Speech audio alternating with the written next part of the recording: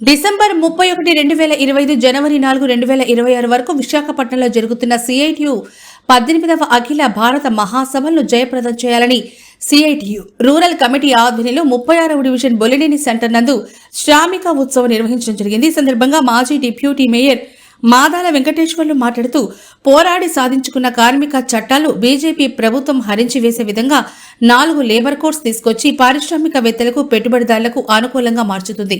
కార్మిక చట్టాల మార్పు వల్ల పని గంటలు పెరగడంతో పాటు యూనియన్ పెట్టుకునే హక్కు లేకుండా పోతోంది.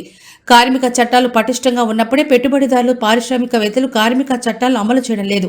ఈ తరుణంలో జరిగే సిఐటియు రాష్ట్ర మహాసభలను జయప్రదం చేయాలని కోరారు. అనంతరం మున్సిపల్ కార్మికులు కోలాటం, డాన్స్, ఆట పాటలతో అనేక కళారూపాలతో ఆకట్టుకోవడం జరిగింది. ఈ కార్యక్రమంలో సిపిఎం రూరల్ కార్యదర్శి కొండా ప్రసాద్, సిఐటియు రూరల్ అధ్యక్ష కార్యదర్శులు సుధాకర్, కె పెంచల నరసయ్య, 36వ డివిజన్ శాఖ కార్యదర్శి నందిపాటి మాలకొండయ్య, కట్టా సతీష్, అజీజ్, దేశమూర్తి, సునీల్, వజ్రమ్మ, నరసింహారెడ్డి, శివాజీ, కాజావలి, షాహీనా బేగం, శంషాద్ తదితరులు పాల్గొన్నారు.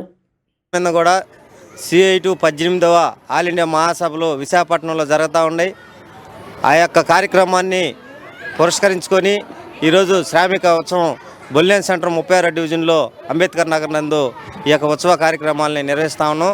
సిఐటియు రూరల్ కమిటీ ఆధ్వర్యంలో ఈరోజు భారతదేశ ప్రభుత్వం మొత్తం మోడీ ప్రభుత్వం కానీ, అదేవిధంగా ఈ యొక్క రాష్ట్ర కూటమి ప్రభుత్వం కానీ కార్మిక చట్టాలన్నీ కూడా 44 కార్మిక చట్టాలని 3 కోడ్లుగా మార్చి కార్మికుల యొక్క స్థితిగతుల మీద తీవ్రమైనటువంటి దెబ్బ కొట్టడం జరిగింది. అంతేకాదు పెట్టుబడిదారులకు మొత్తం కూడా భారతదేశం మొత్తం మీద కూడా యావత్తు పెట్టుబడినంతా కూడా దోసిపెట్టి లక్షల కోట్ల రూపాయలు వాళ్ళ యొక్క బ్యాంక్ రుణమాఫీలు మాఫీ చేయడం కూడా జరిగింది.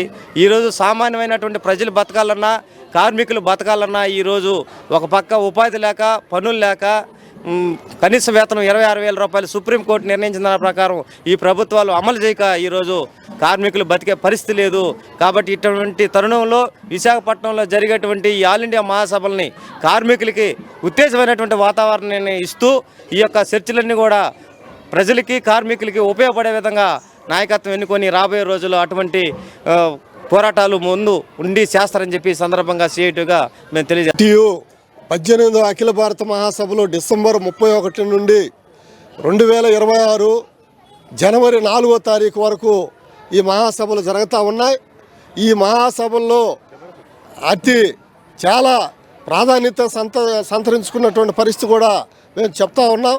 ఎందుకంటే కార్మిక చట్టాలని కనీసం కార్మిక సంఘాలతో చర్చించకుండా, ఏ ఒక్క కార్మిక సంఘంతో చర్చించకుండా కేవలం మోడీ యొక్క కేంద్ర ప్రభుత్వం యొక్క బలంతో ఈరోజు దుర్మార్గంగా లేబర్ కోడ్లు మార్చి ఈరోజు కార్మికుల యొక్క హక్కులు కాలరాసేదానికి ప్రయత్నం చేస్తూ ఉన్నారు.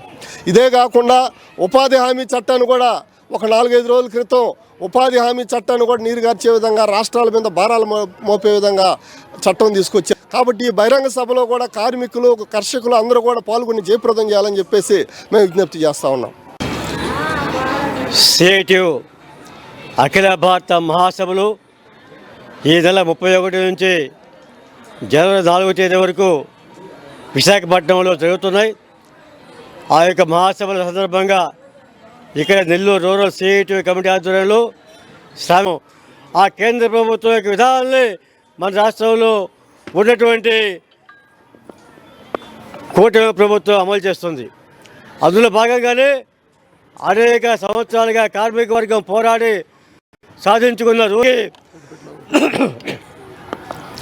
8 గంటల పని విధానాన్ని మార్పు చేసి ఎన్ని గంటలైనా పని చేయించుకోవచ్చు అనే పాయింట్ తోటి 8 గంటలది కాస్త 13 గంటలు, 16 గంటల దాకా పని చేయించుకోవచ్చు. అలాగే మహిళలు కూడా రాత్రి వేళలో పనిచేయాలి. ఈ విధంగా చాలా మహాసభలు, సిఐటియు మహాసభలు జరుగుతున్నాయి. ఈ మహాసభ